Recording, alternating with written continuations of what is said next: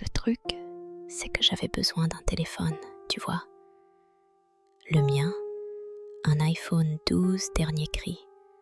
Enfin, que le 13 sorte, puis le 14. Et maintenant, on en est au 15. J'ai même plus le compte. Était en train de rendre l'âme. L'écran avait une fissure digne d'un dessin de Miro après une gueule de bois carabinée. La batterie tenait 2 heures si tu avais de la chance et que tu regardais pas trop TikTok. Et chaque mise à jour le rendait plus lent, plus capricieux. Franchement, c'était la loose totale. Alors, je me suis dit, Anna, sois écolo, sois maligne. Et hop, direction Pat Market. C'est le bon plan, non? Moins cher, ça évite de surconsommer. On se donne bonne conscience. Je fais mon petit marché. Je trouve un modèle qui a l'air encore à peu près décemment entretenu. Quelques petites rayures sur la coque. Rien de grave. Je le reçois. Nickel. Je branche, je paramètre, tout ça. Et là, catastrophe. Au bout de quelques jours, Je remarque des trucs bizarres. Des photos dans ma galerie que je n'ai pas prises. Des conversations qui n'ont aucun sens. Comme si mon téléphone avait une personnalité multiple. Au début, je mets ça sur le compte de la fatigue. Des applications qui se mettent à jour en douce. Tu sais, ces trucs automatiques qui te prennent ton téléphone pour un jouet. Mais bon, ça devenait un peu trop régulier pour être une coïncidence. Et puis, j'ai trouvé ça. Dans un dossier caché, un nom de dossier qui sentait déjà le soufre. Sauvegardes personnelles anciennes. Ou un truc du genre, j'ai plus le nom exact en tête, c'est peut-être mieux comme ça. Je l'ouvre, et là, il y a un seul fichier vidéo. Je clique dessus, et mon sang se glace. La date. La date du fichier, tu vois, c'est celle de demain soir. demain soir. Et le contenu, c'est mon appart, mais filmé de l'extérieur. Mon appart, celui du 3e étage, celui où je suis censée être tranquille. Sur la vidéo, on me voit dormir. Oui, moi, Anna, paisiblement endormie dans mon lit, totalement inconsciente de ce qui se passe. Et puis, une main qui tient un téléphone, qui tape doucement sur la vitre. Toc, toc, toc. Juste là, à quelques centimètres de mon visage. J'ai cru que j'allais vomir. Le goût de fer dans la bouche, tu connais? C'est exactement ça. Mes mains, elles tremblaient tellement que j'ai failli lâcher le téléphone. Et le bruit? J'ai pas eu le son sur la vidéo, pas tout de suite, mais j'ai vu le geste. Le tic-tac discret, l'insistance polie, presque condescendante, comme si la personne qui filmait attendait quelque chose. Une réponse? Une ouverture? J'ai éteint le téléphone d'une traite, comme s'il était contaminé par un virus mortel. Je l'ai jeté sur le lit et j'ai passé la soirée à fixer ma fenêtre, une main sur la bouche, comme une idiote. Le 3e étage, ça peut paraître assez haut pour être sûr, mais après ce que j'ai vu, tu réalises que la hauteur, ça ne veut plus rien dire. Ce qui compte, c'est le regard. Et ce regard, il était là, sur moi, pendant que je dormais. Et maintenant, la nuit tombe. Les lumières s'allument dans les appartements d'en face, dessinant des rectangles lumineux sur le mur de mon salon. Mais je n'ose plus regarder vers la fenêtre. J'ai peur, tu vois. Une peur sourde, viscérale. J'ai peur de voir l'objectif. Ce petit œil noir, froid, qui qui me fixait déjà quand j'étais vulnérable. J'ai peur de voir cette petite lumière rouge clignoter dans la nuit, signe qu'il est toujours là, à me regarder, à attendre. C'est là que tu te dis que le reconditionner, c'est pas toujours l'affaire du siècle. Tu penses faire un geste pour la planète, tu penses faire des économies, et au final, tu te retrouves avec le fantôme numérique de quelqu'un d'autre qui te hante. Ou pire, tu réalises que ce n'est pas un fantôme, c'est bien réel, et ça regarde. J'ai essayé de rationaliser. Les clés USB piratées, les vieilles sauvegardes qui remontent à la surface, un bug du cloud qui aurait mélangé des fichiers. On se raccroche à ces explications, tu vois. On se dit que la technologie, même si elle déraille, ça reste de la technologie, de la logique, des algorithmes. Mais là, la logique s'est brisée. La réalité a fait un grand écart. Je me suis levée, j'ai fait semblant d'aller dans la cuisine pour me faire un thé. Mon cœur battait la chamade dans ma poitrine, comme un tambour frénétique. Chaque craquement du parquet me faisait sursauter. J'ai jeté un œil discret vers la fenêtre. Rien, juste le reflet de ma propre angoisse dans la vitre sombre. Mais le sentiment d'être observé ne me quittait pas. C'était comme une présence invisible, collée à ma peau.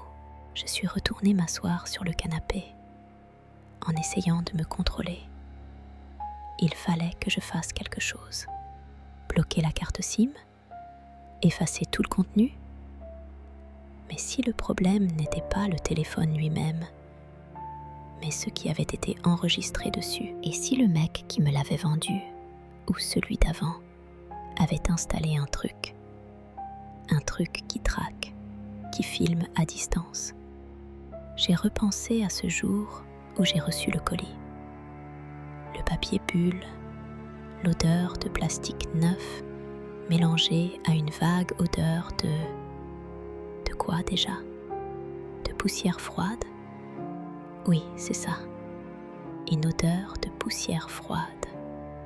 Comme dans les caves abandonnées. J'avais mis ça sur le compte du stockage, des entrepôts. Mais maintenant, ça me fait froid dans le dos, comme si cette odeur était un présage. Je me suis obligée à prendre mon nouveau téléphone, celui qui m'a ramené l'horreur dans ma propre vie. Mes doigts glissaient sur l'écran, hésitaient à chaque mouvement. Je voulais effacer tout ce qui pouvait ressembler à une connexion, une sauvegarde, une transmission. Mais chaque geste me semblait inutile, dérisoire. C'était comme essayer d'arrêter une vague avec les mains. Et puis, j'ai eu un flash. Le titre du fichier. Demain soir, 3e étage, Anna Dort, 1h47. Les chiffres précis. L'heure.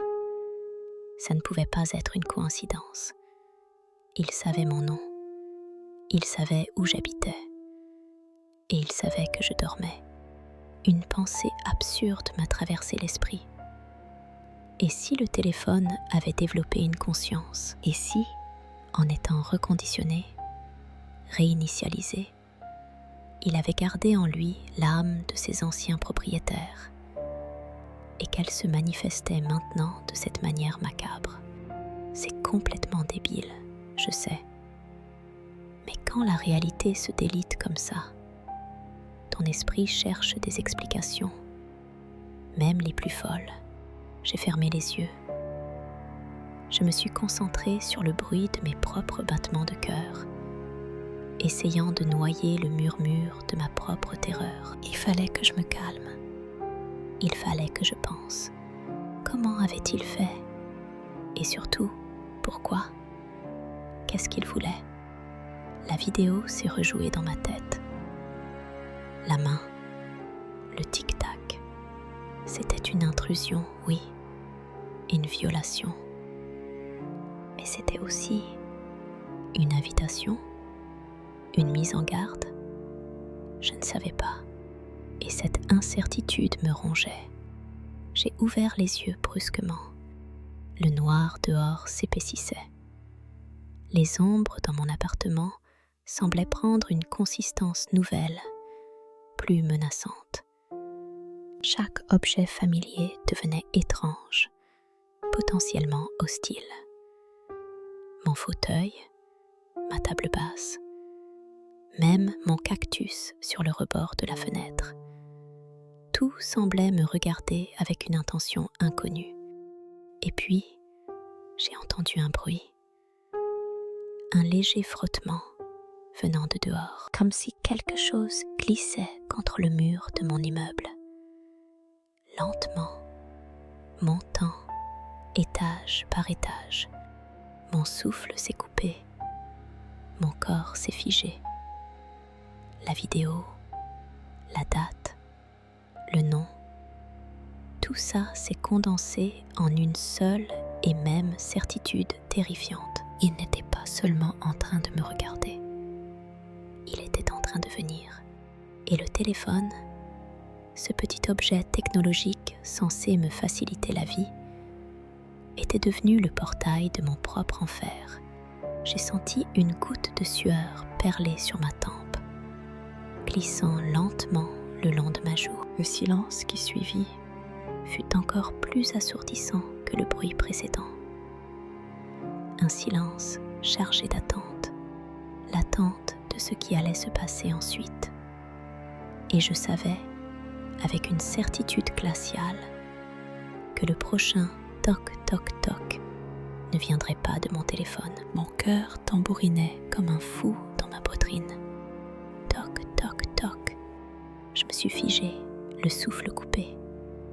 Ce n'était plus un bruit de téléphone, non. Ça venait de dehors. Mes yeux se sont rivés sur le canapé, comme si le simple fait de les détacher de ce point de sécurité allait me condamner. J'entendais mon propre sang pulser dans mes oreilles, une sorte de bourdonnement sourd qui se mêlait à mes pensées en désordre. C'est juste un bruit, je me suis répétée. Le vent, un arbre, un chat, mais ça ne ressemblait à rien de tout ça.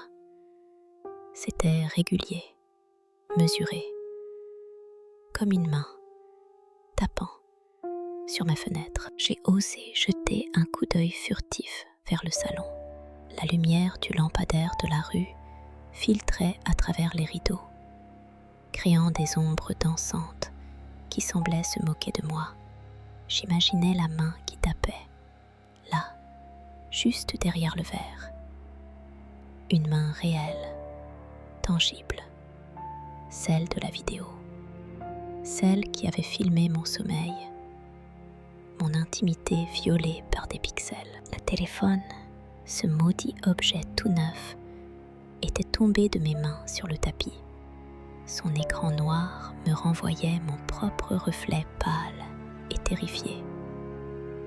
J'avais l'impression d'être piégée dans un film d'horreur de série B.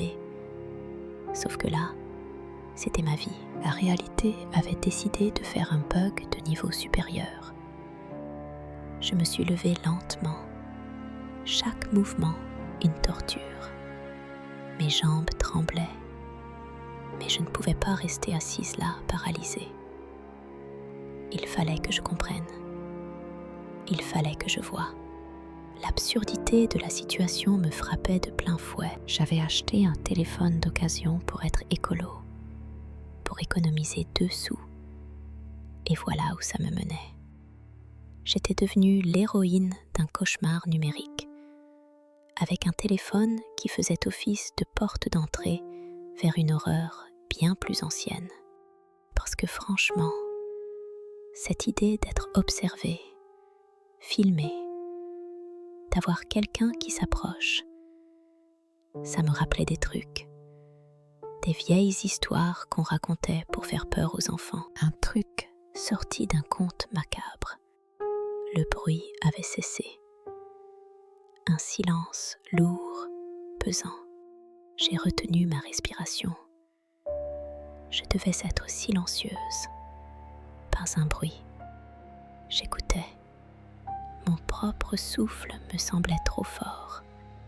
J'ai avancé vers la fenêtre du salon, pas à pas, comme si chaque parcelle de mon corps était sous tension. Mes mains étaient moites. Je pouvais sentir la sueur me couler le long des paumes. Le goût métallique de la peur remplissait ma bouche. J'ai tendu le bras, hésitant. Chaque fibre de mon être me criait de faire demi-tour, de me cacher sous les couvertures et de prier pour que ça disparaisse. Et la curiosité morbide, celle qui nous pousse à regarder même quand on sait que ça va nous dégoûter, était plus forte. J'ai attrapé le bord du rideau.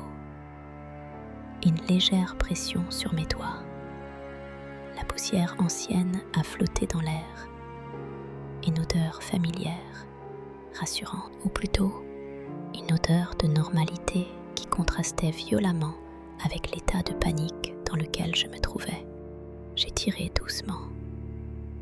L'obscurité extérieure s'est dévoilée. Une toile noire découpée par les rares lumières de la ville. Rien, pas un mouvement, pas une silhouette, juste le vide. J'ai parcouru la façade de l'immeuble en face, les fenêtres sombres, les balcons vides. Mon regard a dévalé les étages, vers la rue. Les rares voitures qui passaient, leurs phares balayant le bitume mouillé. Un soupir de soulagement a failli m'échapper, mais je l'ai ravalé. Ce n'était pas fini. Ce n'était qu'une pause. Le silence n'était pas une absence de menace, mais une promesse. La promesse de quelque chose de pire. J'ai laissé le rideau retomber, ma main agrippée au tissu, comme si ma vie en dépendait. Mon regard a alors été attiré par le sol. Juste devant la fenêtre, une petite trace sombre, comme une empreinte, humide, sur mon parquet. Mon cœur a fait un bond. La vidéo avait été filmée depuis l'extérieur. La main avait tapé sur la vitre. Et maintenant, il y avait ça, une trace. L'humidité s'évaporait lentement, comme une trace de pas laissée par quelqu'un qui avait posé un pied à l'intérieur. Mon appartement, mon chez-moi. Et quelqu'un était déjà entré, ou était sur le point de le faire. Une autre idée terrible a germé dans mon esprit. Et si cette trace n'était pas seulement là?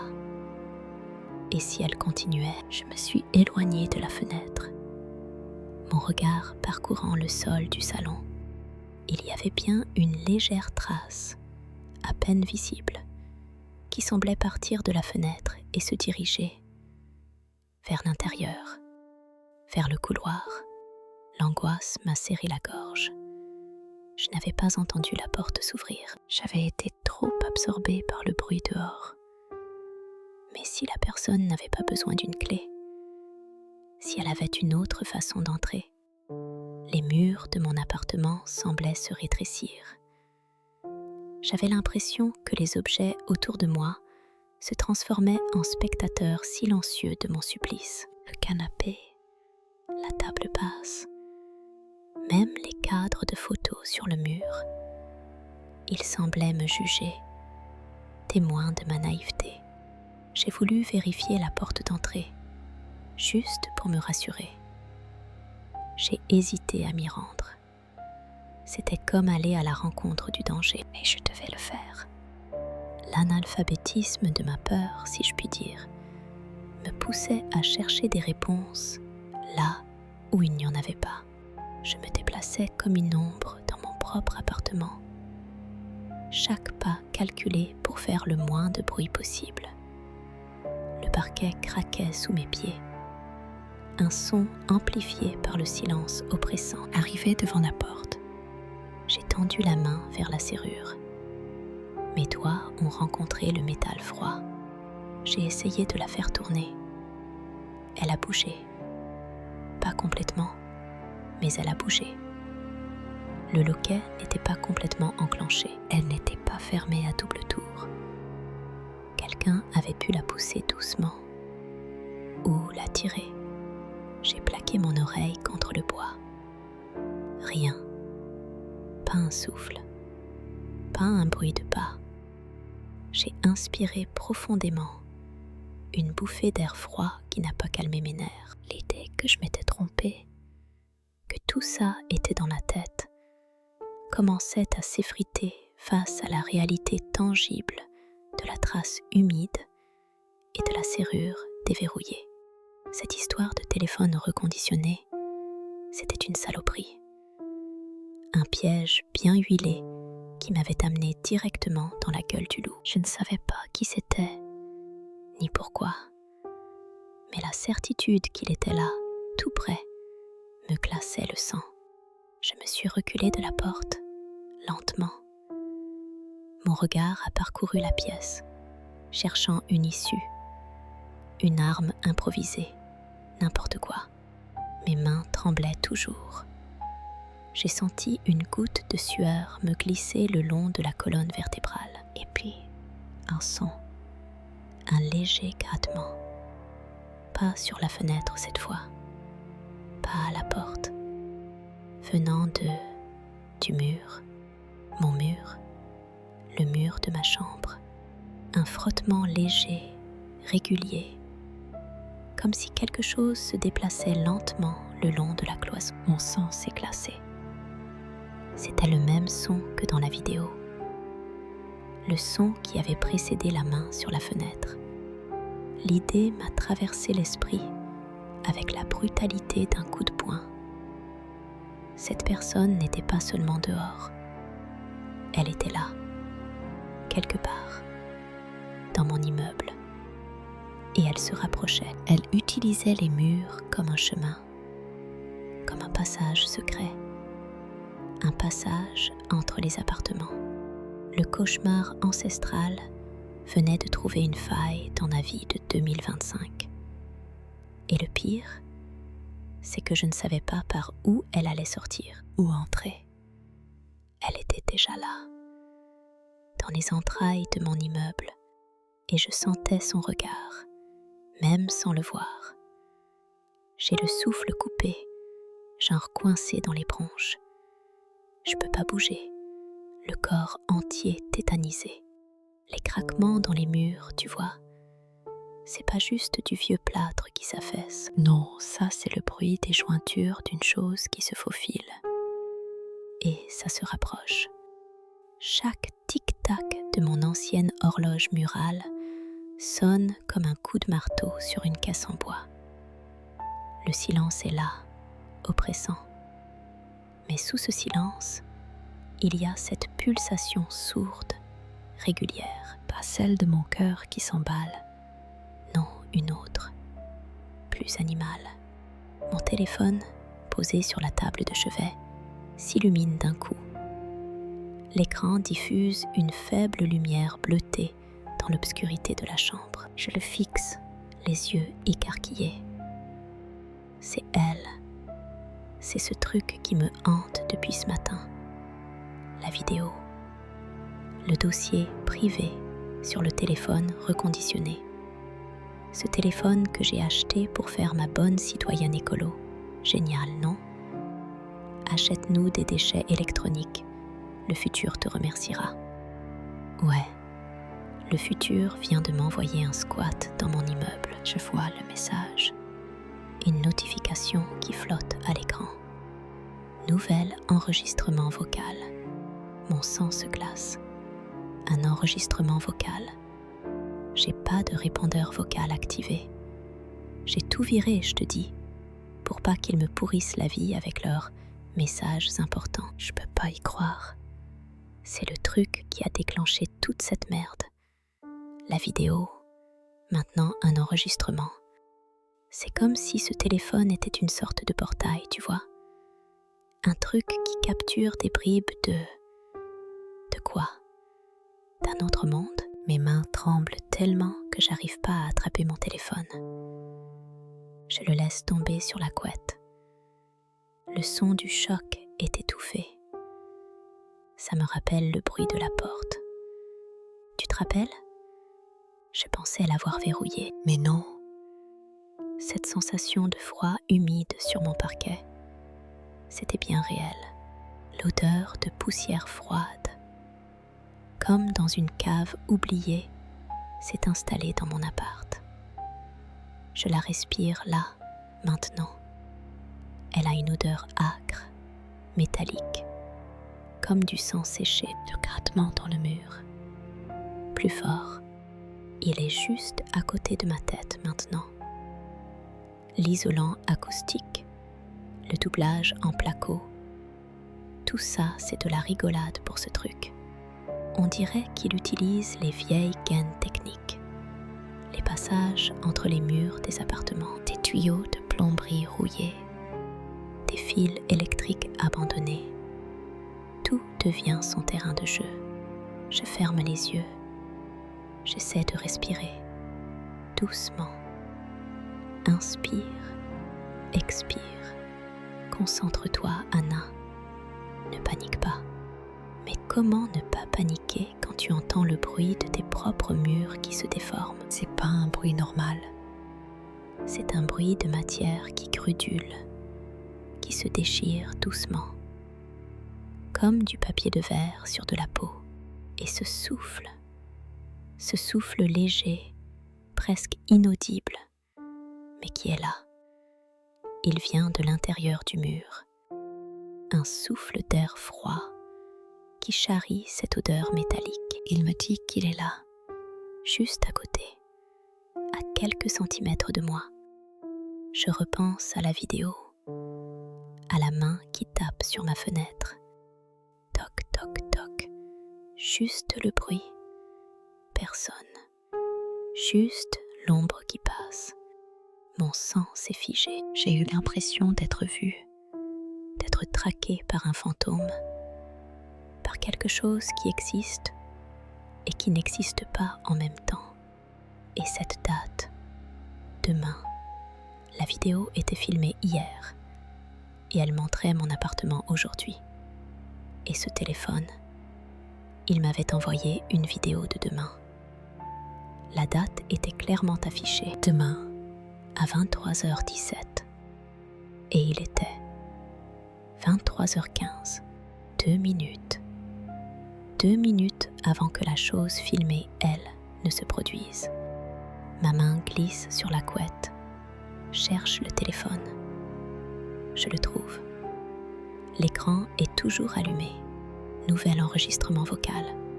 J'appuie dessus, sans réfléchir. La peur me pousse, me fait faire des trucs stupides. La voix, c'est ma voix, mais pas ma voix. Une voix plus grave, plus rauque, comme si je parlais avec une gorge pleine de sable. Elle dit des mots que je comprends pas, des mots qui sonnent comme une langue ancienne, une incantation. Et puis, il y a un son horrible, un bruit de succion, comme si quelque chose était aspiré dans la terre. Le même son que j'avais entendu dans la vidéo. Et là, je le comprends. Ce n'est pas juste un type qui me surveille, ce n'est pas un cambrioleur psychopathe. C'est autre chose. Quelque chose qui utilise les technologies modernes pour se manifester. Ce téléphone, c'est son antenne. Mon appartement, c'est son refuge. Et les murs? Les murs, c'est sa route. Il n'y a pas de porte pour lui. Il n'y a que le vide, le néant entre les choses. J'entends un bruit de métal qui râpe. Plus fort cette fois. Je me redresse d'un coup. Dans le coin de la pièce, là où il y a le vieux dressing en bois massif, un bruit plus sourd que le grattement, un bruit de tiroir forcé. Je reste immobile, le souffle court. Il n'y a pas de tiroir dans ce mur. C'est un mur plein. Ou plutôt, c'était un mur plein. Je me glisse hors du lit en silence. Le parquet craque sous mes pieds. Merde. Je m'arrête, j'écoute. Le bruit s'est arrêté aussi. Le silence revient, mais il est différent. Il est tendu. Il y a quelque chose qui attend. Je me rapproche doucement de l'endroit où j'ai entendu le bruit. J'éclaire avec la lampe torche de mon téléphone. La lumière tremble dans mes mains. Je la vois. Une fissure, une minuscule ligne noire qui court sur le papier peint. Elle n'était pas là avant, j'en suis sûre. Elle est fine comme un cheveu, mais elle est là. Et elle s'élargit, lentement. Tu peux presque la voir bouger comme une veine qui palpite. Et de cette fissure, une odeur plus forte, de terre humide, de moisissure, et ce fer, le goût de fer monte dans ma bouche. J'ai envie de vomir. Je recule. Ma jambe heurte quelque chose. Mon pied, je crois. Non, c'est pas mon pied. C'est une sorte de tentacule. Non, c'est trop abstrait pour être un tentacule. C'est plus comme une racine noire, visqueuse, qui se rétracte dans la fissure. La fissure s'agrandit encore. Le papier peint se déchire avec un bruit de tissu humide. Il y a un vide derrière, un trou noir, béant, qui ne ressemble à rien de ce que j'ai jamais vu. C'est pas un trou dans le mur, c'est une absence qui respire. Et ce souffle, je le sens sur mon visage. Il est glacial. Il me glace le sang.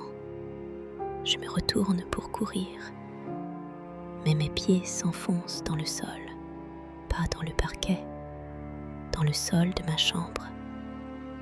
Il est devenu mou, spongieux comme de la boue. Je suis prise au piège. Je hurle, mais le son est étouffé, aspiré par le trou. La lumière de mon téléphone tombe et roule sous le lit. Je suis dans le noir total, avec cette odeur de mort qui m'étouffe. Et le bruit, le grattement est partout, dans le sol, dans les murs, dans l'air de mon appart, de mon esprit, de moi.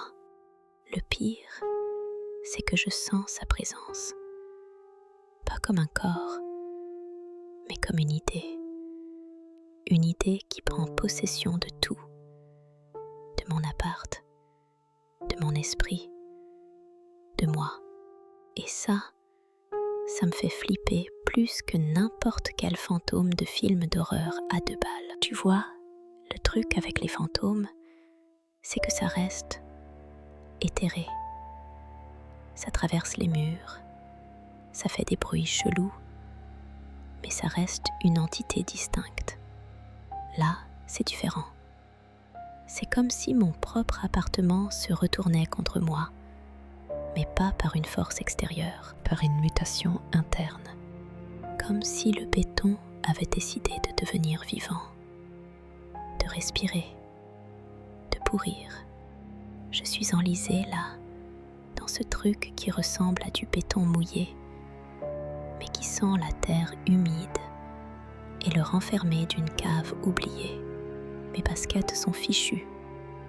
Mon jean est trempé jusqu'aux genoux. J'essaie de tirer sur ma jambe droite, mais ça colle, ça aspire. J'ai l'impression d'être une mouche dans une toile d'araignée géante. Sauf que la toile, c'est mon salon. Le souffle est toujours là, plus proche maintenant. Je le sens sur ma joue. C'est froid, mais pas le froid d'un courant d'air. C'est un froid organique, comme le souffle d'un animal mort depuis longtemps, qui continue d'expirer son dernier souffle pour l'éternité. Ça sent le moisi, mais aussi un truc métallique, comme du sang séché. Mon cœur tape dans mes côtes. Comme s'il voulait s'échapper. Je n'arrive plus à penser clairement. Les images de la vidéo défilent dans ma tête. La main qui tape sur la vitre. Mon visage endormi. Le reflet du téléphone qui glisse sur le verre. C'était juste une vidéo. Une petite anomalie du stockage numérique. Une erreur de synchronisation. Un truc à effacer sans y penser. Mais maintenant, le téléphone, il vibre encore dans ma main. Il est toujours là. Mon précieux smartphone reconditionné. Le summum de l'achat responsable. Quelle blague. Je fais un mouvement brusque. Je me débats comme une dinde. La boue me recrache un peu. Mais ça n'aide pas. Au contraire, ça m'enfonce un peu plus. Je sens une douleur vive à la cheville. J'ai dû me tordre quelque chose. Putain de merde, je hurle. Mais le son est étouffé par le bruit ambiant. Les craquements dans les murs s'intensifient. C'est plus seulement des grattements. C'est comme si des os se cassaient, des charpentes qui lâchent, et ce bourdonnement persistant qui monte en puissance. Il résonne dans mon crâne. Il me fait mal aux dents. Je me souviens de la promesse de la pub. Réduisez votre empreinte carbone en optant pour un appareil reconditionné. Mon empreinte carbone? Je crois que je suis en train de créer une nouvelle espèce, une sorte de symbiose entre l'homme et le dépotoir numérique. Tu imagines le truc? La poubelle électronique prend vie et elle est affamée. Une autre fissure s'ouvre dans le mur, juste à côté de la première. Celle-ci est plus fine, plus nette, comme une coupure de scalpel. La substance visqueuse qui en suinte est un noir d'encre, mais elle brille d'un reflet huileux. Elle coule lentement, formant des rivières sombres sur le papier peint décollé. L'odeur âcre s'intensifie. Elle est presque suffocante. J'ai la gorge qui me brûle. Je salive, un goût métallique très prononcé. C'est le goût de la peur, je crois, ou juste le goût de mes propres sueurs froides qui me coulent dans la bouche. Je jette un œil au téléphone. L'écran est allumé. Le fond d'écran est différent. Ce n'est plus la photo de mes parents à la montagne. C'est une image abstraite, des formes sombres et ondulantes, avec des points lumineux qui rappellent des yeux. Ça bouge légèrement, comme si l'image respirait. Et il y a une nouvelle notification, un message vocal. Pas de nom, juste un petit symbole audio. Je n'ai pas envie de l'écouter. Vraiment pas. Mais une force, qui n'est pas la mienne, me pousse à appuyer sur le bouton lecture. Mon pouce tremble. Et puis, le son. Ce n'est pas une voix humaine. C'est un mélange de grincements métalliques, de sifflements et de cliquetis. Un langage alien, primitif, mais qui semble incroyablement ancien. Et au milieu de tout ça, une sorte de rire, un rire sec, rauque, qui n'a rien d'humain. C'est le rire de quelque chose qui a trouvé sa proie. Je lâche le téléphone. Il tombe dans la boue, mais l'écran reste allumé. Le son continue. Je hurle à nouveau, plus fort cette fois. Je veux me lever, fuir, trouver une sortie. Mais mes jambes sont prisonnières. La boue a une consistance étrange. Elle est à la fois liquide et solide. Elle s'agrippe, elle déforme. J'ai l'impression de me noyer dans mon propre appartement. Je regarde autour de moi. Les murs semblent se rapprocher. Les fissures s'étendent comme des veines malades sur mon visage. Les objets familiers, la table basse, le canapé, le tapis, sont déformés, comme s'ils étaient vus à travers une lentille déformante. Les couleurs sont ternes, saturées, puis inversées. C'est un délire visuel. Et ce souffle, il est toujours là. Je le sens sur ma nuque maintenant. Une chaleur humide, un halètement lent. Je ferme les yeux en espérant que ça fasse disparaître le cauchemar. Mais ça ne marche pas.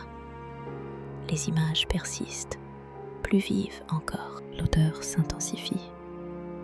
Le bruit devient assourdissant. Je sens une pression sur mon épaule. Quelque chose d'humide et de froid qui se pose là. J'ai envie de vomir. Je me raidis, je lutte. Et là, je sens quelque chose me pénétrer, pas physiquement. Pas une main, pas une griffe. C'est une sensation, une intrusion subtile, comme une goutte d'eau qui s'infiltre dans une fissure. Non, je murmure, s'il te plaît, arrête. Mais la voix n'est plus vraiment la mienne. Elle est faible, étranglée. Le rire métallique résonne à nouveau, plus fort, plus proche. L'idée, la présence, elle est en train de prendre le contrôle. Elle me murmure des choses, des mots que je ne comprends pas, mais que je ressens au plus profond de moi. Des promesses de compréhension, de fusion, la technologie qui se retourne contre nous, qui devient notre propre ennemi, notre propre reflet perverti. Je me sens sombrer, la boue m'engloutit, les murs se referment, le souffle est maintenant à l'intérieur de moi. L'horreur, elle n'est plus dehors, elle est là, à l'intérieur. Et je sens que ma résistance s'amenuise. C'est une défaite lente, insidieuse. Et le pire, c'est que je sais, au fond de moi, que ce n'est que le début, que le téléphone n'était que le point d'entrée, que cette chose, quelle qu'elle soit, est là pour rester, et que je vais finir par devenir elle, ou elle va finir par devenir moi. C'est la même chose, au fond. L'achat écolo, tu vois le délire? J'ai acheté mon propre anéantissement. Mon cœur tambourine comme un fou dans ma poitrine. Mais c'est pas la peur. Enfin, si, un peu. Mais surtout, c'est la rage, la haine de m'être fait avoir comme ça, de croire que c'était une bonne idée, un geste pour la planète, de prendre un truc d'occasion, un téléphone reconditionné, genre la classe écolo. Et voilà où ça me mène, prise au piège dans ma propre baraque par une saloperie qui sort des murs et cette main sur la vitre. Toc, toc, toc, c'est ce son qui me glace le sang, tu vois, ce petit bruit sec, insistant, comme une vieille dame qui veut sa compote. Sauf que là, c'est pas une vieille dame, c'est ça, la boue. Elle a commencé à s'épaissir, tu sais. Avant, c'était juste des traces, un peu visqueuses, un peu tristounettes, genre la peinture qui s'écaille après un hiver pourri. Là, ça déborde, ça rampe, ça a la consistance d'une vieille purée oubliée au fond du frigo. Et ça sent, oh là là, ça sent. Pas le moisi classique, non. C'est plus organique. Un mélange de terre humide, de sang séché et de quelque chose de vaguement métallique. Comme si on avait fait bouillir des pièces de monnaie rouillée. Mon appartement.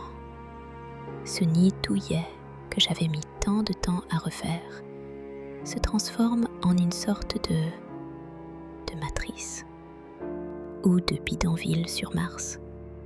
Je sais pas, j'invente des trucs, je suis au bout de ma vie. J'essaie de bouger. Mes pieds sont collés, littéralement. La boue a formé une croûte autour de mes chevilles. C'est froid, ça colle, ça me tiraille la peau. J'imagine le truc, quoi. Une chaussette trop serrée, mais en version cauchemar. Je tire, rien. J'essaie de me redresser, mais le truc s'étend. Il monte, il me prend le mollet. Je sens une sorte de chaleur bizarre se diffuser. Pas une chaleur réconfortante, plutôt une chaleur de fermentation, genre le pain qu'on a oublié dans le four et qui commence à cramer de l'intérieur. Et les murs, oh les murs, ils respirent, je te jure. Avant, c'était des fissures, des jolies petites craquelures, un peu artistiques. Maintenant, elles s'agrandissent. Elles s'ouvrent comme des plaies. Et de là sort cette substance noire, huileuse, qui coule doucement. Elle a un éclat particulier, tu vois. Pas celui de l'eau, mais plutôt celui d'une vieille encre de Chine ou d'un pétrole brut qui a trop traîné dans la nature. Ça s'accumule au sol, ça se mélange à la boue, ça crée des flaques. Et dedans, je vois des reflets, pas les miens, des choses mouvantes, des formes impossibles qui dansent dans le noir. Le téléphone, il est toujours là sur la table basse, posé dans sa petite mare de boue naissante. Il vibre encore. Les notifications s'enchaînent. Des emails, des messages, des pubs pour des trucs que je n'achèterai jamais. Mais le son qui me paralyse, c'est le nouveau message vocal. C'est lui qui m'a fait comprendre. J'ai tendu la main. La boue m'a retenue. J'ai dû faire un effort monstre pour la dégager. Chaque mouvement est une bataille. Mon bras est lourd, englué. J'ai le goût de fer dans la bouche, comme quand on te fait une prise de sang et que l'aiguille est un peu trop rentrée. Enfin bref, j'ai réussi. J'ai attrapé le téléphone. Il est froid. Le plastique est devenu granuleux, comme s'il avait pris un coup de vieux en quelques heures. J'appuie sur le bouton pour écouter. Le rire. Putain, le rire. Il est pas humain. C'est un gloussement rauque, bas, comme s'il venait des profondeurs de la terre, ou d'une créature qui a oublié comment faire le son. C'est un rire primitif, bestial, mais avec une sorte d'intelligence pervertie derrière. Il est plein de satisfaction, de joie malsaine. Il me dit « Tu es tombée dans le panneau, petite humaine. Tu es à moi. » Et puis, une autre voix, plus douce, plus mélodieuse. Elle dit des mots que je ne comprends pas, des sons qui glissent, qui ondulent, comme de la musique, mais sans notes. C'est cette voix qui me fait transpirer. Elle s'insinue dans mon oreille, dans ma tête. Elle me dit des choses sur la fusion, sur l'osmose, sur le fait que nous ne ferons bientôt plus qu'un. La fusion, tu vois le délire? Il parle de fusion. Je crois que c'est ça en fait. Ce truc, il ne me veut pas du mal. Il veut juste m'absorber, me transformer, me faire devenir comme lui. Et le téléphone, c'est comme un pont, un truc qu'il a utilisé pour traverser. Et maintenant, il est là, dans mon appartement, dans mes murs, dans mon ADN peut-être. Je regarde mes mains. Elles sont engluées. La boue commence à recouvrir mes doigts. Elle est chaude maintenant. très chaude. Ça me brûle un peu. Pas une brûlure de feu, mais une brûlure d'acide. Et je sens une sorte de démangeaison sous la peau. Comme si quelque chose grandissait ou se métamorphosait. La peur remonte, mais elle est différente maintenant. Ce n'est plus la peur de mourir, c'est la peur de changer, de ne plus être moi. La vidéo, celle qui était datée de demain, elle expliquait tout sans le vouloir.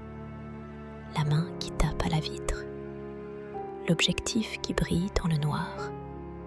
Ce n'était pas quelqu'un qui me regardait, c'était ça qui me montrait ce qui allait arriver, qui me préparait à la transformation. Je n'ose plus regarder par la fenêtre.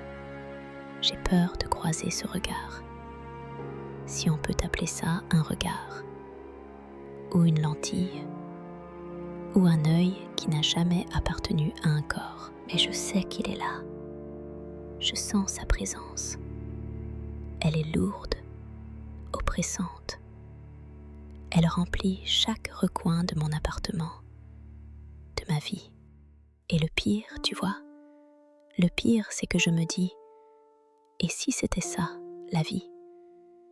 Et si tout ce qu'on prend pour acquis, nos maisons, nos objets, nos corps, n'étaient que des coquilles fragiles, prêtes à être envahies par quelque chose d'autre, quelque chose de plus ancien, de plus vrai. La boue monte encore. Elle atteint mes genoux. C'est plus facile maintenant. Je sens une sorte de douceur dans la résistance.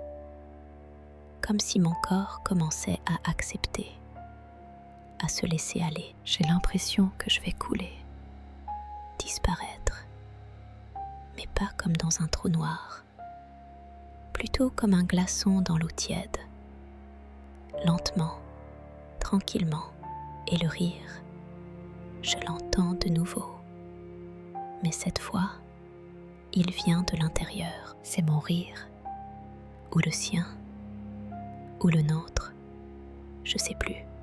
J'ai cette pensée absurde. Est-ce que j'ai des garanties sur ce téléphone?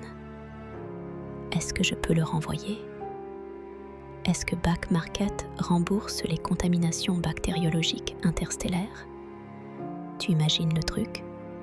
Bonjour, j'ai acheté un téléphone reconditionné. Et apparemment, il a ramené un truc avec lui qui est en train de me manger de l'intérieur. Il me dirait quoi? Désolée, madame, notre politique de retour ne couvre pas les possessions extraterrestres. Franchement, mes jambes sont à moitié submergées. C'est comme si je me noyais dans une soupe épaisse et tiède. Je sens mes muscles se détendre. Mon corps entier se ramollit. Ce n'est plus moi qui décide, c'est le courant de cette substance qui me prend. Et je me dis que finalement, c'est pas si mal. C'est une sorte de libération. La fin du stress, des factures, des embrouilles. Juste devenir quelque chose d'autre. J'ai encore le téléphone dans la main. Il vibre. Une nouvelle notification. Je ne la regarde pas. Je sais qu'elle ne m'apporte rien de nouveau. C'est juste le bruit de fond de ma propre dissolution. Et l'odeur, elle est de plus en plus forte.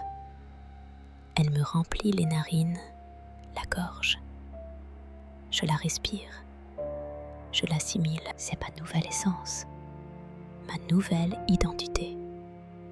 C'est l'odeur de mon nouvel appartement, mon nouveau corps, mon nouveau moi, ou plutôt mon nouveau nous. Le nous qui a acheté son propre anéantissement en ligne pour une planète plus verte. Le délire, la boue continue de monter. Elle est presque à ma taille maintenant. Je sens une pression étrange sur ma cage thoracique, comme si quelque chose voulait s'installer dedans ou en sortir, et le souffle froid et métallique. Je le sens sur ma peau, il me caresse, il m'endort, et j'ai l'impression que je vais juste m'endormir, pour toujours, ou pour toujours, jusqu'à ce que le prochain client décide de faire une bonne action écologique, et que ça recommence. La grande boucle infernale de la consommation responsable. Tu vois le truc ? La grande boucle infernale de la consommation responsable. Tu vois le truc ? Cette boue qui me colle, là. Elle me rappelle juste que j'ai voulu faire un geste pour la planète en achetant ce smartphone d'occasion. Éco-responsable, ils disent. Ça fait bien sur les réseaux, hein ? Regardez comme je suis une bonne personne. Je recycle mon carbone en consommant de seconde main. Sauf que là, ma bonne action, elle me ramène direct en enfer, ou un truc qui y ressemble fortement. J'ai l'impression que le sol se liquéfie sous mes pieds. C'est pas juste le sol, c'est tout. Le canapé, la table basse, même mon vieux tapis persan que mamie m'a laissé. Tout ça se transforme en une espèce de pâte gluante, une substance organique. Ça sent le renfermé, le moisi, le truc qui fermente dans une cave oubliée depuis des décennies. Et cette odeur, elle s'accroche à moi, elle me pénètre. C'est pas une odeur de mort, non, c'est pire. C'est une odeur de transformation, de quelque chose qui n'en finit pas de devenir autre chose. Je sens la boue remonter le long de mes jambes.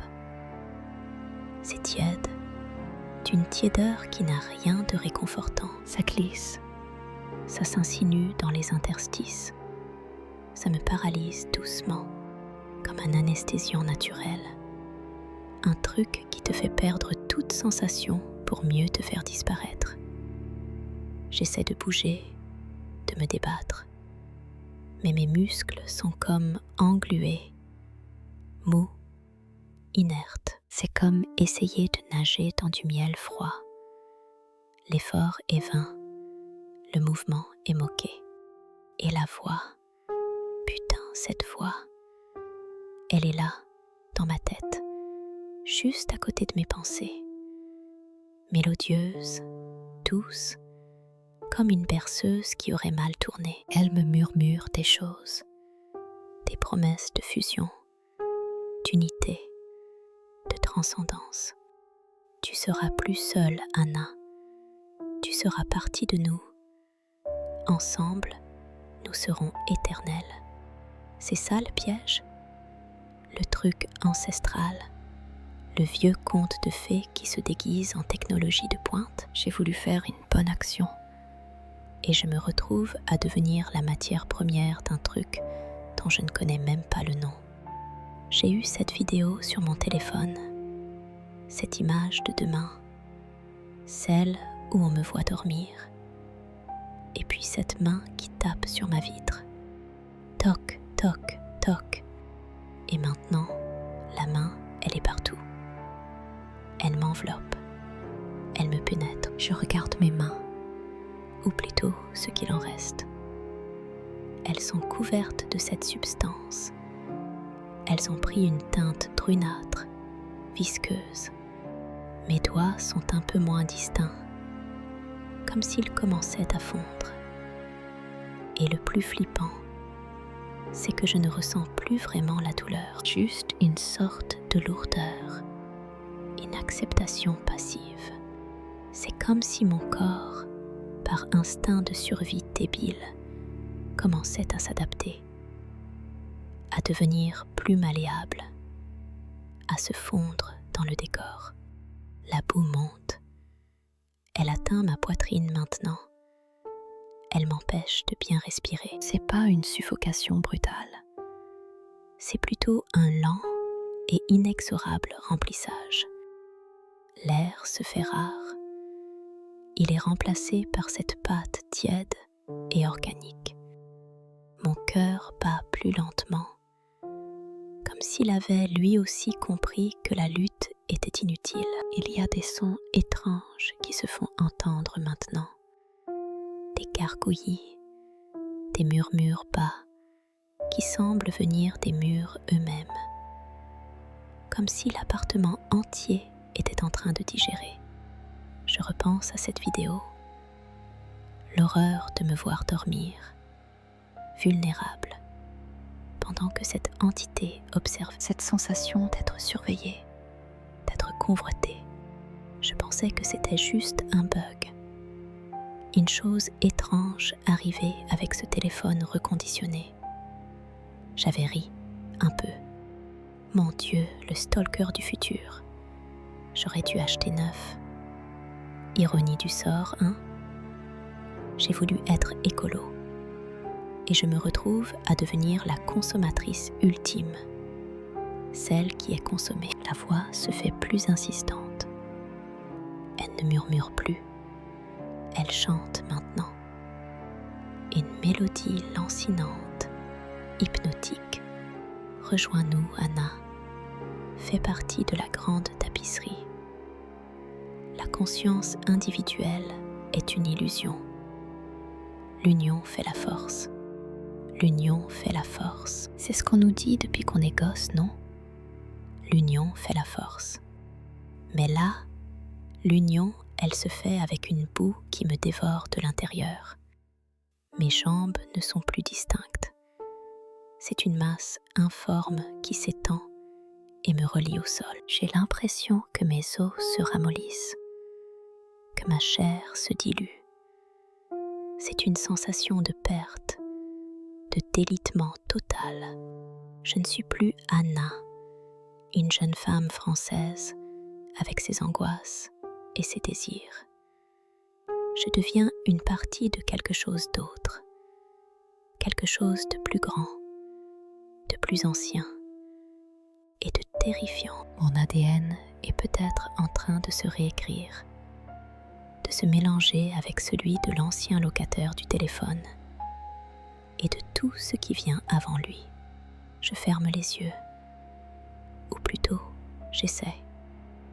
Mes paupières sont lourdes, elles aussi sont engluées, mais je vois encore, dans le noir de mes paupières, des images floues, des formes indistinctes, des couleurs qui se mélangent, et cette sensation de caresse.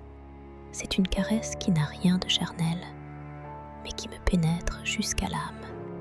Une caresse qui me dit que c'est fini, que la résistance est terminée. Le rire primitif, il revient. Il n'est plus distant. Il est là, tout près, comme s'il venait de mes propres entrailles. Un rire rauque, un peu enfantin, mais rempli d'une malice ancestrale. C'est le rire de la terre qui digère, le rire de la nature qui reprend ses droits. Et au milieu de ce rire, la voix chante toujours, sa mélodie douce qui masque l'horreur. Plus de solitude, Anna, plus de peur, juste l'éternité, la nôtre. Je sens une chaleur monter en moi, pas la chaleur de l'inflammation, mais une chaleur étrange, une chaleur de fusion, comme si mon corps entier était en train de se liquéfier pour se mélanger à cette substance. Je ne contrôle plus rien. Mes membres ne répondent plus. Mes pensées s'embrouillent. Le doute s'efface, remplacé par une sorte de sérénité morbide. C'est la fin de moi, oui. Mais peut-être que ce n'est pas la fin. C'est une transition, une transformation, une nouvelle forme d'existence collective. Ça me donne envie de vomir, mais je ne peux plus. La boue est montée trop haut. Mes doigts ne sont plus des doigts. Mes jambes ne sont plus des jambes. Je suis un corps qui se dissout, qui se mêle à cette matière vivante qui envahit mon appartement. Je deviens le mur, je deviens le sol, je deviens la poussière. Et cette entité, cette voix, ce rire, ils sont là, en moi, avec moi. Je ne me bats plus. Je me laisse faire. C'est la seule chose qu'il me reste à faire en fait. Le reste, c'est pour les vivants. Et je ne crois pas que je sois encore tout à fait vivante. C'est comme ça, la consommation responsable. On se sacrifie pour la planète. Et au final, on nourrit la planète ou ce qu'il y a dedans. Et ce qu'il y a dedans, il a un goût de fer. Et il me caresse. Il m'endort. Et j'ai l'impression que je vais juste m'endormir. Pour toujours. Ou pour toujours. Jusqu'à ce que le prochain client décide de faire une bonne action écologique et que ça recommence. La grande boucle infernale de la consommation responsable. Tu vois le truc ? Je sais pas, c'est bizarre ce que je vais te dire. Mais dans le fond, ça ressemble à une sorte de soulagement. Genre, le combat est terminé. Plus besoin de lutter contre ce truc informe qui me colle à la peau, qui me bouffe de l'intérieur, qui me transforme en quelque chose d'autre. C'est apaisant, tu vois, comme quand on est malade et qu'on a cette fièvre qui nous assomme et qu'on attend juste le moment où on va s'écrouler, où on va enfin lâcher prise. Sauf que là, c'est pas une maladie, c'est une fusion, une métamorphose forcée. J'ai passé mon temps à essayer de comprendre, à chercher une explication rationnelle. Le téléphone reconditionné, back market, le geste écolo, la bonne conscience. Quel putain de symbole. J'ai voulu faire ma bonne petite citoyenne, réduire mon empreinte carbone.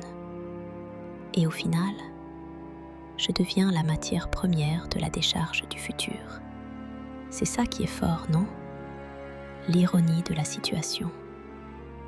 L'humanité qui se croit si évoluée, si maîtresse de son destin, et qui finit bouffée par les miettes qu'elle laisse derrière elle. J'ai cette vidéo, tu te souviens ?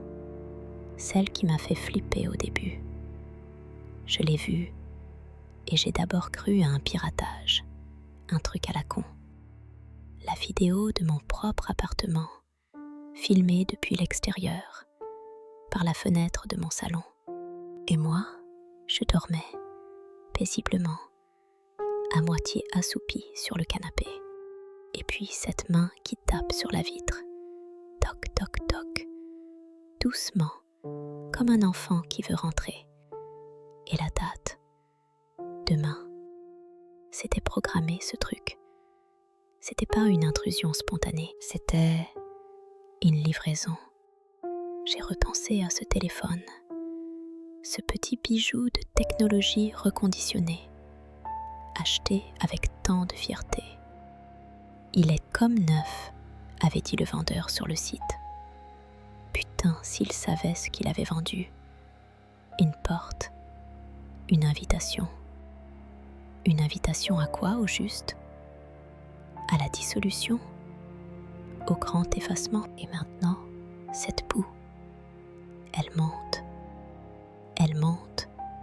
et elle a ce parfum, un mélange de terre humide, de champignons, et un truc un peu sucré, un peu répugnant, comme des fruits trop mûrs qui pourrissent au soleil. Ça colle à ma peau, ça s'insinue entre mes doigts, entre mes orteils. Je sens mes chaussures se dissoudre sous mes pieds, le cuir qui devient une pâte visqueuse qui se liquéfie.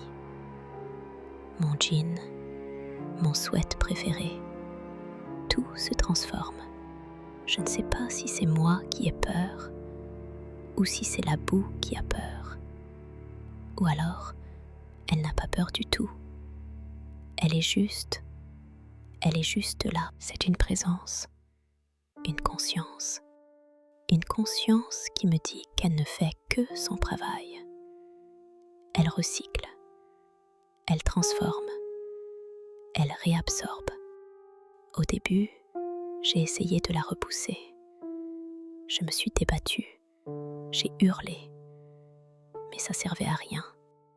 C'est comme essayer d'arrêter la marée avec ses mains. La boue était partout.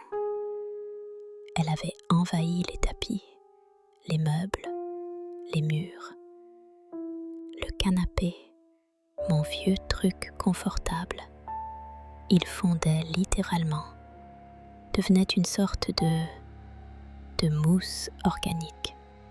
Et moi, j'étais prisonnière.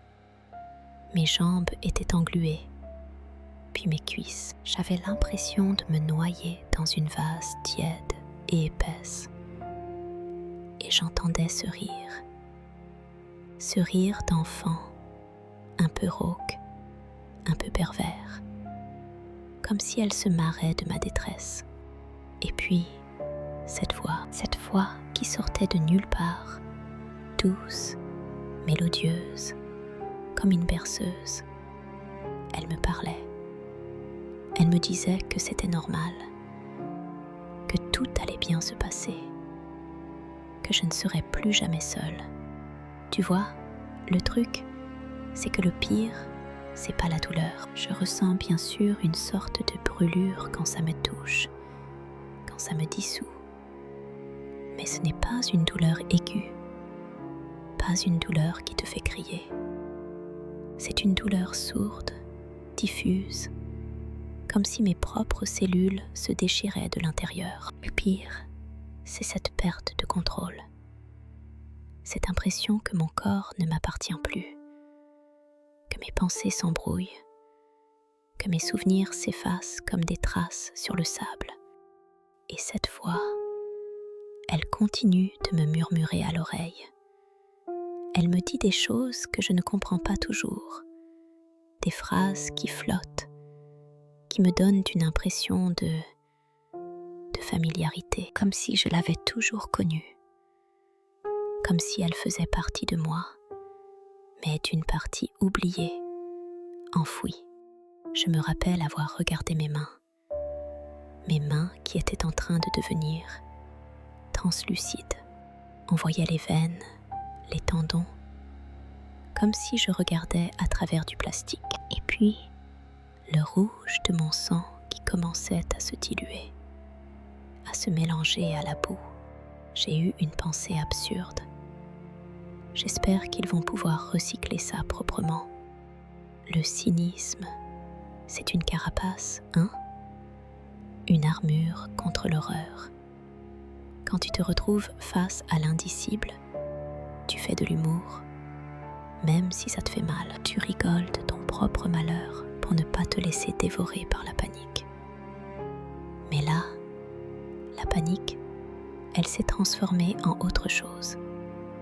Une sorte de résignation, une acceptation forcée. La vidéo, celle qui venait de demain, je l'ai regardée encore et j'ai vu la fin. La main sur la vitre s'est retirée et la caméra a glissé vers le sol, vers une sorte de flaque. Et j'ai eu un déclic. J'ai compris. C'était moi, la prochaine étape. Pas moi, mais ce que j'étais en train de devenir. Cette chose qui rampait dans mon appartement, qui avait l'air de jouir de sa propre existence. Et elle avait ce même parfum, ce parfum de terre et de fruits pourris. Et puis, j'ai senti quelque chose, un mouvement. Pas le mouvement de la boue qui monte, mais un mouvement en moi, comme si quelque chose commençait à vibrer dans ma poitrine. Une chaleur, pas une chaleur agréable, non, une chaleur qui brûle de l'intérieur. Et la voix s'est faite plus insistante. Elle me disait « Tu es là, tu es avec nous. » Enfin, et j'ai compris que la fusion avait commencé, que je n'étais plus Anna, que j'étais autre chose, quelque chose qui venait d'un téléphone reconditionné, qui était né d'un geste écologique et qui allait se répandre dans le monde. Une nouvelle forme de vie. Une vie parasite, oui, mais une vie quand même. Mon corps tremble. Pas de peur, c'est différent. C'est une sorte de frémissement intérieur, comme si des millions de petites créatures s'agitaient sous ma peau. J'ai levé les yeux vers le plafond. Il était déjà à moitié recouvert par cette masse visqueuse. Des luminaires pendaient, déformés, comme des yeux injectés de sang, et j'ai entendu le rire, plus fort cette fois. Il résonnait dans toute la pièce, dans tout l'appartement, et la voix s'est faite plus claire. Bienvenue chez toi, Anna, ou plutôt, bienvenue en nous. Je sens mes membres se distendre, mes doigts s'allongent, se tordent, mes os craquent. Mais ce n'est plus ma douleur. C'est une douleur qui m'est étrangère. C'est le bruit de la transformation. Je regarde mes ongles. Ils deviennent noirs, pointus. Et ma peau, elle prend la texture de la boue. Elle se fissure, puis elle se referme, comme si elle se régénérait. Je sens mon esprit se diluer. Mes pensées se brouillent. Je ne suis plus seule à penser. Il y a d'autres pensées. Des pensées multiples, confuses, mais qui semblent converger vers une seule chose. L'expansion, la domination, la consommation, mais pas la consommation d'objets. La consommation de tout, de la vie elle-même. Je voudrais te dire au revoir, te dire que je t'aime. Mais les mots n'ont plus de sens. Ils s'effacent, comme les couleurs de mon appartement. Reste cette sensation étrange, ce mélange de dégoût et d'acceptation, ce sentiment d'être dépassé par quelque chose qui est à la fois ancien et nouveau. Quelque chose qui est né de notre propre absurdité, de notre propre consumérisme, et qui aujourd'hui nous consume en retour. Tu vois le truc? C'est ça, la grande boucle, la grande consommation, la grande disparition. Et moi, je suis dedans. Je suis en train de disparaître ou de me transformer. Je ne sais plus. Et honnêtement, je crois que je m'en fiche un peu maintenant. Le coup de fer dans ma bouche s'est estompé. Il a laissé place à quelque chose de plus organique, de plus primitif. Et je crois que c'est ça, mon nouveau chez moi. Mon nouveau moi.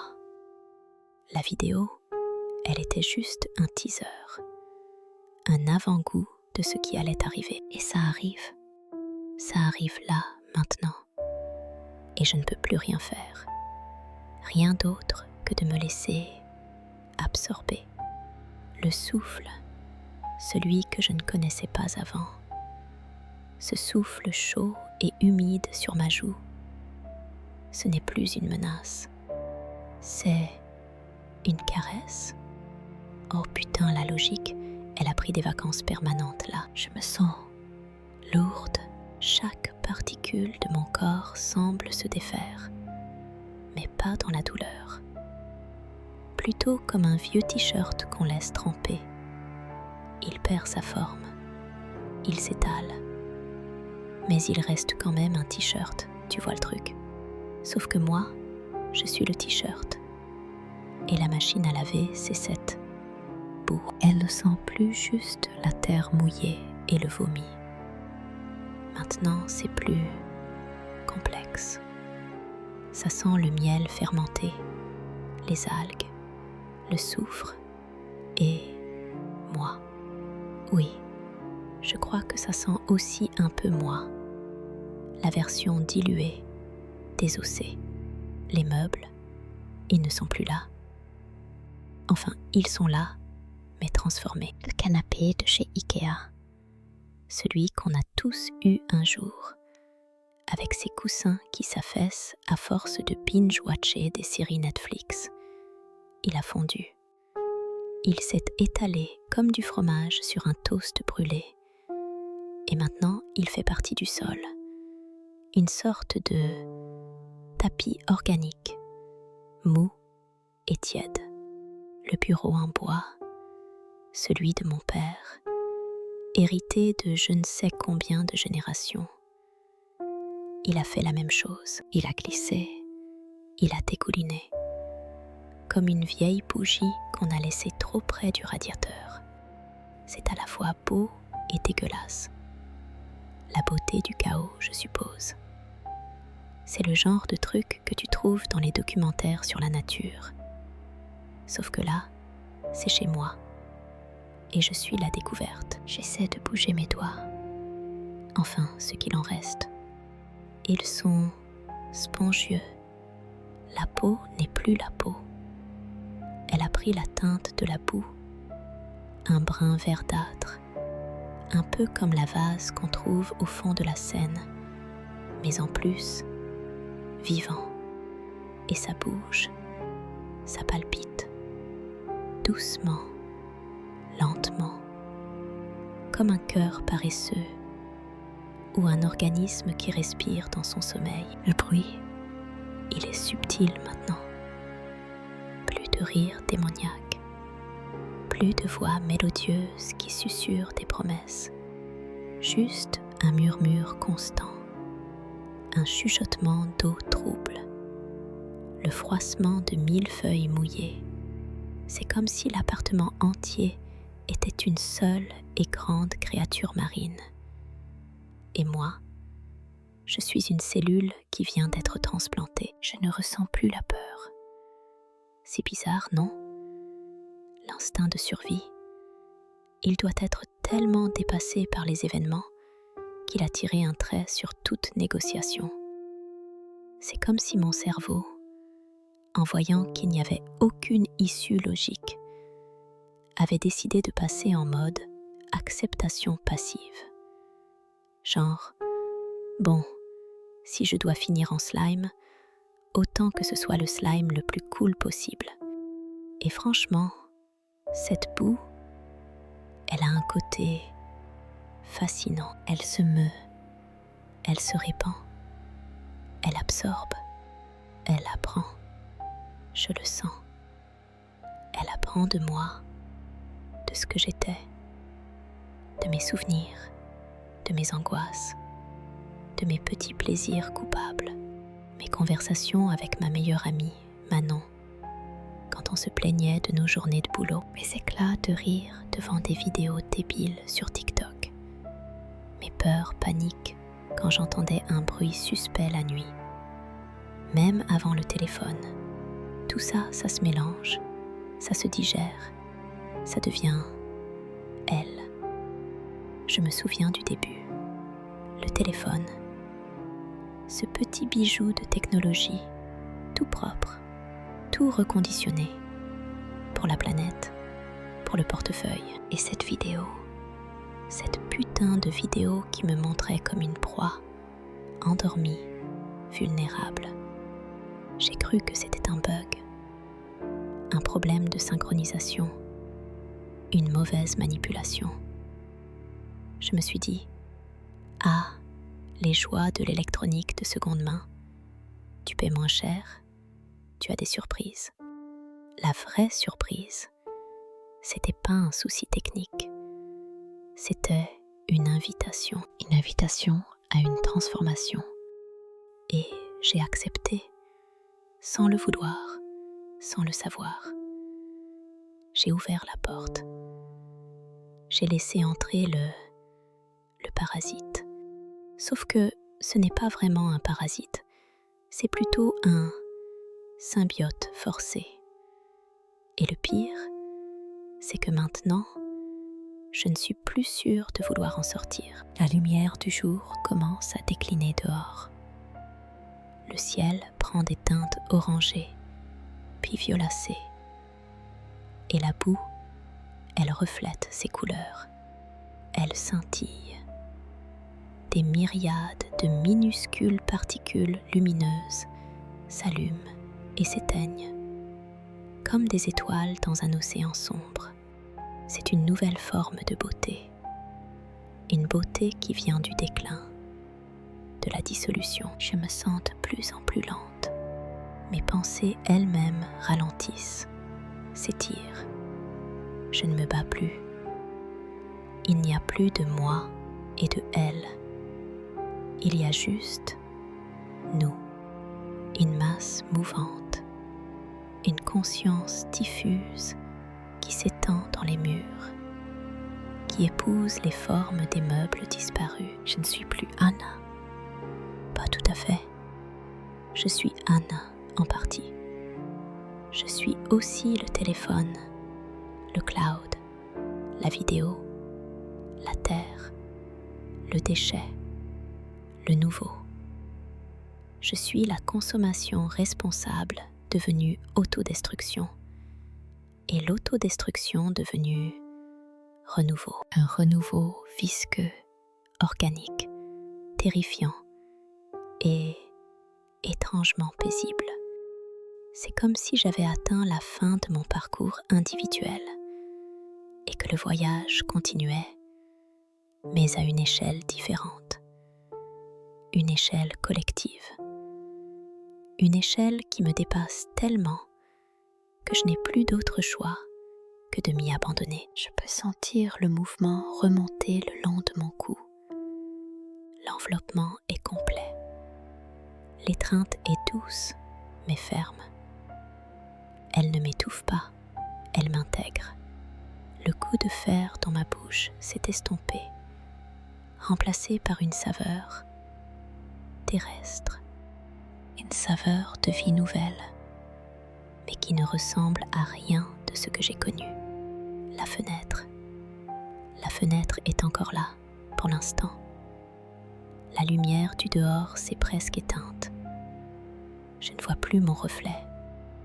Je ne vois que cette masse brillante, mouvante, qui est maintenant mon corps, mon appartement, mon monde. Je sais que si je pouvais encore crier, je ne le ferais pas, parce qu'il n'y a plus rien à sauver. Il n'y a plus rien à défendre. J'ai été vendue, achetée, démantelée et remontée, pas par une machine, mais par une force plus ancienne, plus insidieuse, une force qui se cachait dans les recoins de notre existence moderne, dans les promesses de facilité et d'écologie. Le rire que j'avais entendu au début, je le comprends maintenant. Ce n'était pas un rire de malice, c'était un rire de plénitude, la plénitude de la fusion, la plénitude de la consommation totale. L'obscurité gagne tout. Mon regard se perd dans le flou. Les derniers lambeaux de ma conscience s'effilochent. Je ne ressens plus le froid, ni la chaleur. Juste une douce pression, une intégration silencieuse. Je deviens partie prenante de quelque chose d'immense. Une nouvelle forme de vie, née des débris de la nôtre. Et je suppose que dans quelques années, d'autres, comme moi avant, achèteront des téléphones reconditionnés. Et peut-être, juste peut-être, qu'un jour, une nouvelle vidéo apparaîtra dans un dossier caché. Une vidéo de nous, en train de nous étendre.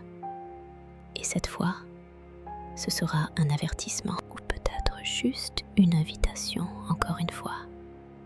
Qui sait?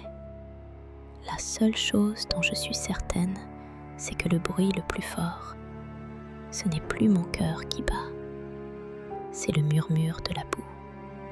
Et c'est satisfaisant.